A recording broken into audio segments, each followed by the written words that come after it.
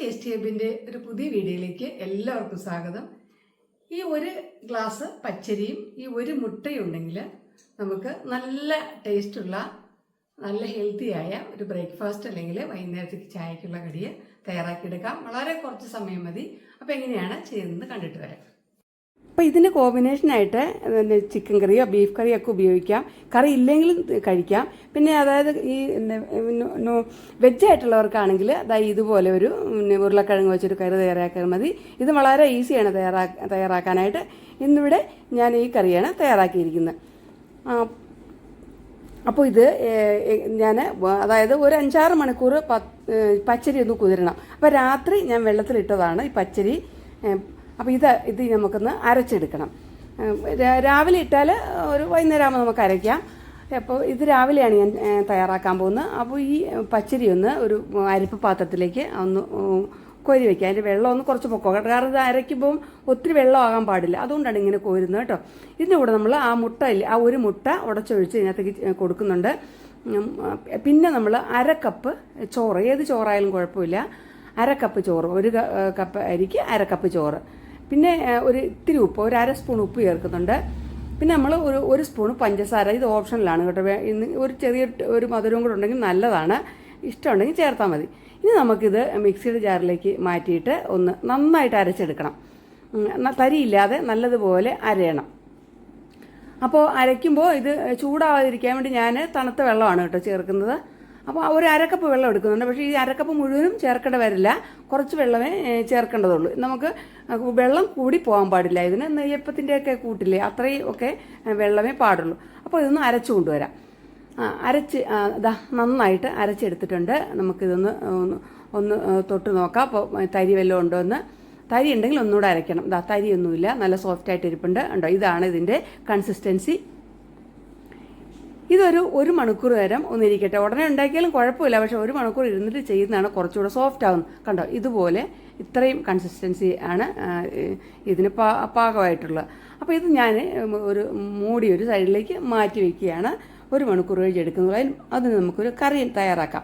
അപ്പോൾ ഞാൻ ഇവിടെ നമ്മൾ 2 ഉരുളക്കിഴങ്ങും ഒരു ചെറിയ ക്യാരറ്റും ഒരു ചെറിയ സവോളയും 2 പച്ചമുളകും, മുളകൊക്കെ എരിവ് വേണമെങ്കിൽ കൂടുതൽ ചേർക്കാം.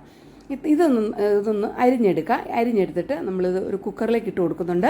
അപ്പോൾ പിന്നെ കുക്കറിലേക്ക് എല്ലാ സാധനങ്ങളും, കിഴങ്ങ്, ക്യാരറ്റ്, പിന്നെ ഇത് സവോള അരിഞ്ഞത്, പിന്നെ പച്ചമുളക്, ഇത് ഇഞ്ചിയും വെളുത്തുള്ളിയും കൂടി, ഒരു ചെറിയ കഷ്ണം ഇഞ്ചിയും 5-6 വെളുത്തുള്ളി ചതച്ചതാണ്. പിന്നെ ഒരു ചെറിയ തക്കാളി എടുത്തിട്ടുണ്ട്. അതും കൂടെ ചേർത്തിട്ട് നമുക്ക് ഇതിനകത്തേക്ക് ഒരു അല്പം മഞ്ഞൾപ്പൊടി ഇട്ട് കൊടുക്കാം. പിന്നെ ഒരു അല്പം ഉപ്പും കൂടെ ഇട്ട് കൊടുത്തിട്ട് ഇത്തിരി കറിവേപ്പിലുണ്ടെങ്കിൽ അതും കൂടെ ഇട്ടാൽ നല്ലതാണ് കേട്ടോ.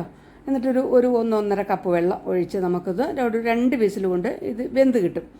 അപ്പോൾ ഇത് ഒന്ന് കറിവേപ്പില കൂടെ ഇട്ട് കൊടുത്ത് നന്നായിട്ടൊന്ന് മിക്സ് ചെയ്തിട്ട് ഒന്ന് അടുപ്പിൽ വെച്ചിട്ട് ഒന്ന് 2 വിസിൽ വരുത്തിയെടുക്കാം. അപ്പോൾ നമ്മുടെ കറി അടുപ്പത്ത് വെച്ചിട്ടുണ്ട്. അത് വെന്തു. ഇതൊന്ന് തുറന്ന് നോക്കാം. പ്രഷറൊക്കെ പോയിട്ടുണ്ട്. തുറന്ന് നോക്കുമ്പോൾ കറി നന്നായിട്ട് ഈ വെന്തിട്ടുണ്ടോ എന്ന് നമുക്കൊന്ന് നോക്കാം. ഒന്ന് ചെറുതായിട്ട് ഉടച്ചു കൊടുക്കണം കേട്ടോ. ഒരു മരത്തവി കൊണ്ട് ചെറുതായിട്ടൊന്ന് ഉടച്ചു കൊടുക്കണം. ഒത്തിരി മുഴുവൻ അങ്ങോട്ട് ഉടയണ്ട, ഒരു കുറച്ച് പീസുമായിട്ട് കിടക്കണം. എന്നിട്ട് നമുക്കിതൊന്ന് താളിച്ചെടുക്കണം. താളിക്കാനായിട്ട് ഒരു പാനെടുപ്പത്ത് വെച്ചിട്ട് 1 സ്പൂണ് വെളിച്ചെണ്ണ ഒഴിച്ച് കൊടുത്തിട്ടുണ്ട്. എന്നിട്ട് ഇത്തിരി കടുക് ഇട്ട് കൊടുത്തിട്ടുണ്ട്. കടുക് പൊട്ടി കഴിയുമ്പോൾ 1-2 ഉണക്കമുളക് നമുക്ക് അതിനകത്തേക്ക് നുള്ളി ഇട്ട് കൊടുക്കാം. പിന്നെ ഇത്തിരി കറിവേപ്പിലയും കൂടെ മതി. ഉള്ളി വേണം നിർബന്ധമില്ല, നമ്മൾ സവാള ചേർത്തിട്ടുണ്ടല്ലോ. കറിവേപ്പില ഇട്ട് കൊടുത്തിട്ട് നമുക്കിത് കറിയുടെ ഇടയ്ക്ക് ഒഴിച്ചു കൊടുത്താൽ മതി. വളരെ ഈസി ആയിട്ട് ഇത് വളരെ 5 മിനിറ്റ് കൊണ്ട് നമുക്ക് തയ്യാറാക്കിയിടാം. ആ കറി നമുക്ക് അതിനകത്തേക്ക് ഒഴിച്ചു കൊടുക്കാം. ഇത് നല്ല ടേസ്റ്റാണ്. കുറച്ച് മല്ലിയിലയും കൂടി ഇഷ്ടമുണ്ടെങ്കിൽ കുറച്ച് മല്ലിയിലയും കൂടെ ചേർക്കാം. ഞാനൊരു കുറച്ച് മല്ലിയില ഇതിനകത്ത് ആഡ് ചെയ്യുന്നുണ്ട്. നല്ല ടേസ്റ്റിയായ ഇതിന് മാത്രമല്ല കേട്ടോ, ചപ്പാത്തിക്കോ അതുപോലെ തന്നെ പിന്നെ ഇടിയപ്പത്തിനൊക്കെ നല്ല കറിയാണിത്. അപ്പോൾ നമ്മുടെ കറി ഇവിടെ റെഡിയായി. നമുക്കിനി ഇത് നമ്മുടെ ആ പലഹാരം ഒന്ന് ചുട്ടെടുക്കാം. മാവ് റെഡി ആയിട്ടുണ്ട്. ഞാൻ എണ്ണ ഒരു ചീനിച്ചട്ടിയിൽ എണ്ണ അടുപ്പത്ത് വെച്ചിട്ടുണ്ട്. ചൂട് കട്ടിയുള്ള പാത്രമായിരിക്കണം നമ്മളിത് പൊരിക്കാനായിട്ട് ഉപയോഗിക്കുന്നത്. നമ്മുടെ അപ്പം പൊരിക്കാനായിട്ട് ഒഴിച്ചു കൊടുത്തിട്ടുണ്ട്. ഇതിങ്ങനെ ഉണ്ടോ, ഇതുപോലെ ഇങ്ങോട്ട് പൊങ്ങി നല്ല കൊമളച്ച് വരും. ഇതിനകത്ത് നമ്മൾ യാതൊന്നും ഒരു സോഡാപ്പൊടി യാതൊരു സാധനം ചേർത്തിട്ടില്ല. ഇത്രയും സാധനങ്ങൾ മാത്രം മതി. അപ്പം നല്ല ഹെൽത്തിയാണിത്. തന്നെയല്ല ഇത് ഒട്ടും എണ്ണ കുടിക്കില്ല എന്നുള്ളതിൻ്റെ പ്രത്യേകത കേട്ടോ. എണ്ണ തീരെ കുടിക്കില്ല. എണ്ണ പലഹാരമാണെങ്കിലും എണ്ണ തീരെ കുടിക്കില്ല ഇത്. ഇനി നമുക്ക് ജസ്റ്റ് ഒന്ന് മറിച്ചിട്ടിട്ട് ഒന്ന് കോരിയെടുക്കാം. ഒത്തിരി മൂത്ത് പോകരുത് കേട്ടോ. ഒത്തിരി മൂത്ത് പോയാൽ ചുവന്ന് പോയാൽ എന്താ പറയുക, ഇത്തിരി ഹാർഡായിപ്പോവും. അതുകൊണ്ട് ചുവന്ന് പോകാത്ത രീതിയിൽ, പക്ഷേ ആകെ ഉള്ളൊന്ന് വേവുകയും ചെയ്യണം. ഇത്ര ആയി കഴിയുമ്പോൾ നമുക്ക് ഇത് കോരിയെടുക്കാം. ഇതുപോലെ നമുക്ക് എല്ലാം ഒന്ന് ചുട്ടെടുക്കാം. അപ്പോൾ നിങ്ങളിത് ചെയ്ത് നോക്കിയിട്ടുണ്ട്, നിങ്ങൾ ചെയ്യാറുണ്ടെങ്കിൽ നിങ്ങൾ അഭിപ്രായങ്ങൾ അറിയിക്കണേ. അതുപോലെ ഈ വീഡിയോ ഇഷ്ടമായെങ്കിൽ ഒന്ന് ലൈക്ക് ചെയ്തേക്കണേ. കൂട്ടുകാർക്കൊക്കെ ഒന്ന് ഷെയർ ചെയ്ത് കൊടുക്കണം. എൻ്റെ ചാനൽ ആദ്യമായിട്ട് കാണുന്നവരാണെങ്കിൽ ഒന്ന് സപ്പോർട്ട് ചെയ്യണേ. സബ്സ്ക്രൈബ് ചെയ്യുമ്പോൾ ആ ബെല്ലൈക്കൺ കൂടി എനേബിൾ ചെയ്ത് ഓൾ എന്ന ഓപ്ഷൻ സെലക്ട് ചെയ്യണേ.